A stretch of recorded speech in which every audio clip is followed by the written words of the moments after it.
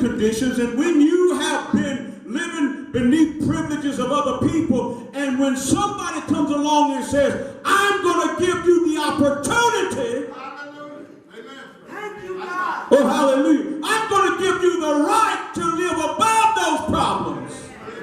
When you know you have no way out of a certain situation, and somebody you don't even know,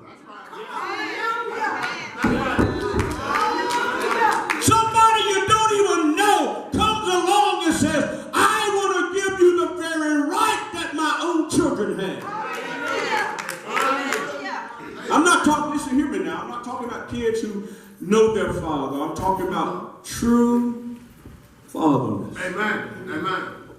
Thank you, Jesus. Jesus says, I'm getting ready to leave you. Yes. Amen. But I'm not leaving you an orphan. Amen. Aren't you glad that his heart was that I'm not going to leave you as an orphan? I'm going to leave you with a father.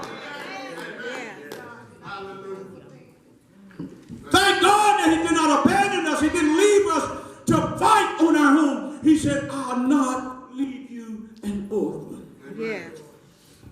Now hear me now. Now I did my research on this.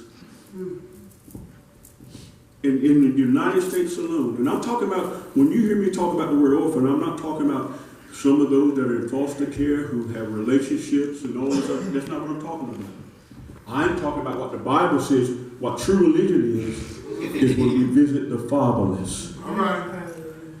Did you notice that it didn't say mother? Amen. Amen. Why do you think that is? That God's focus is fatherless.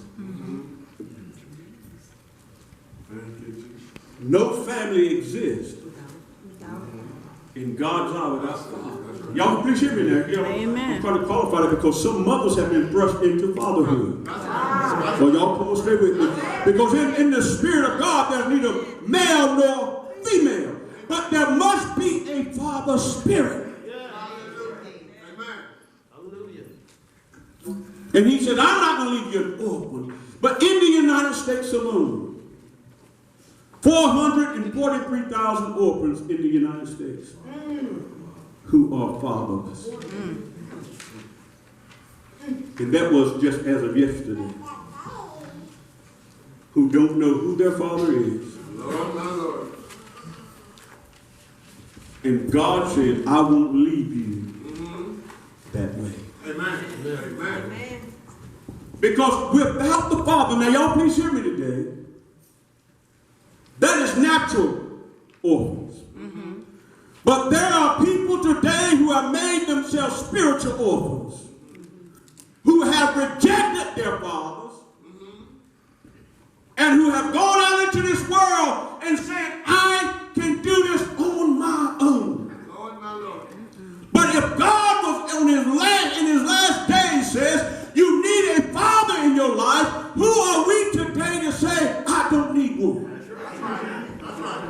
Amen. I'm glad today that as a father, he says, I'm going to make sure you understand a father's embrace. Y'all please understand this. He kept waking me up every night.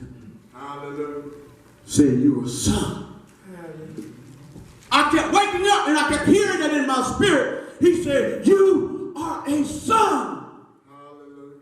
And he did it so much to where I woke up and my spirit was rejoicing. And when I woke up, I kept saying, all I said was, thank you, Father, for being a son. Hallelujah. And then I heard something. He gave us the spirit of adoption. That means you and I were not natural Jews. That's right. That's right. But he says, I will adopt you into my family. Lord, my Lord. And the other night I woke up, I guess it was about 1:30, 2 o'clock. And I looked up to God. I said, thank you, God, that I have the same rights as those that were born into your house. And I noticed something. Things that I was begging God for. Oh, y'all better hear me. Oh, God, if you just do that. We come to him so much.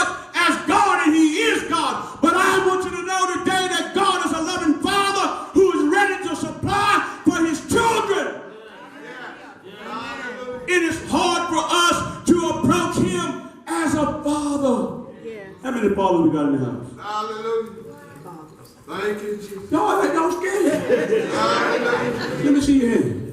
Thank you, Jesus. How many of you, if your child is hungry, wouldn't do what you had to do? I know that's Praise God. Let me break that back a little bit.